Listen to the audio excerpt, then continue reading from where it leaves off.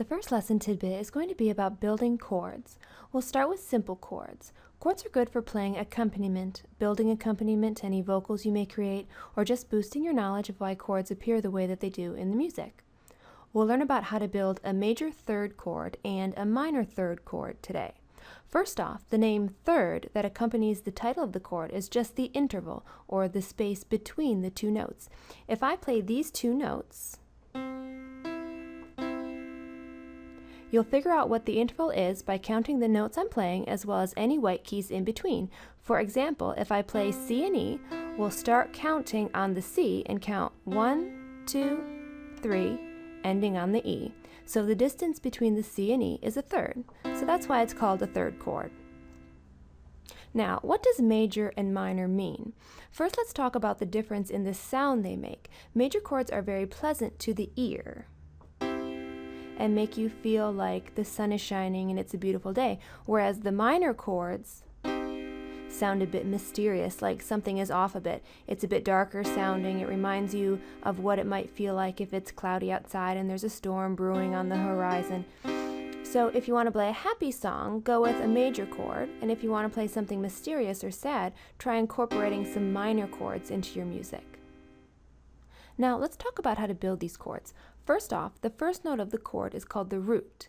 That will be the name of the chord. So if I play a C major chord, the first note in the chord is C because that's where the chord root is.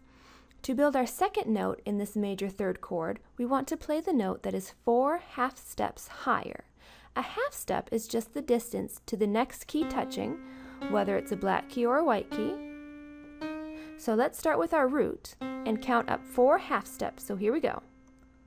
1, 2, 3, 4. So our second note of the C major third is going to be the E note. You can use the same combo of 4 half steps to build any major third chord. For example, if I start on the F note and wanted to play an F major third chord, I would just start on my F, the root note, and count 4 half steps up. So 1, 2, 3, 4. So the other note I would play is an A. So my F major third chord would consist of F and A together.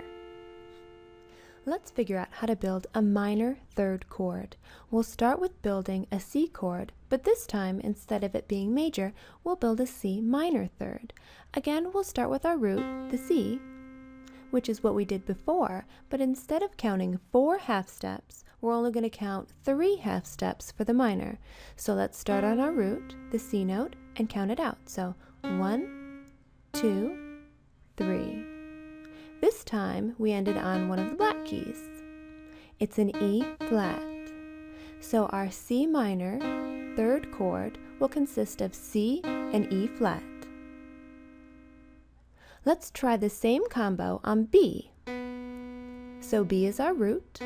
Let's count out the 3 half steps to make our minor third chord. Here we go. 1, 2, 3. We landed on a D. So our B minor third chord will consist of B and D played together.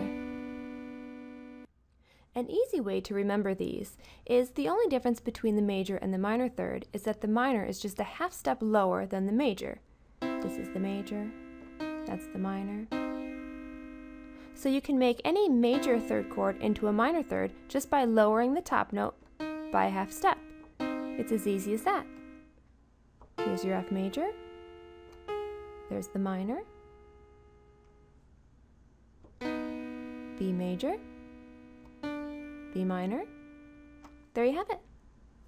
Now for some practice, I'll go ahead and call out chord names and major or minor, and I want to see if you can play them and match them up with what I'm going to be playing here on the keyboard. So I'll just say the names and you play them along with me afterwards. C major.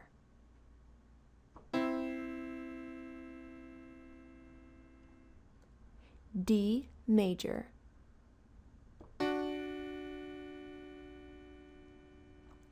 G major.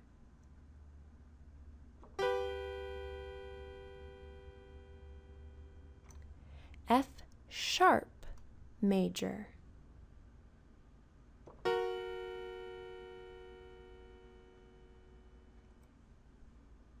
C minor,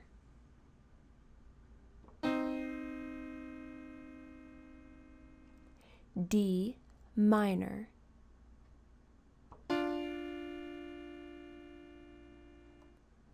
G minor,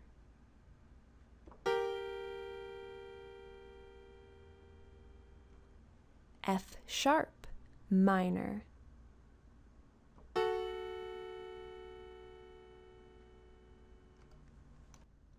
Well, I hope you had fun. I'll see you around in the next tidbit.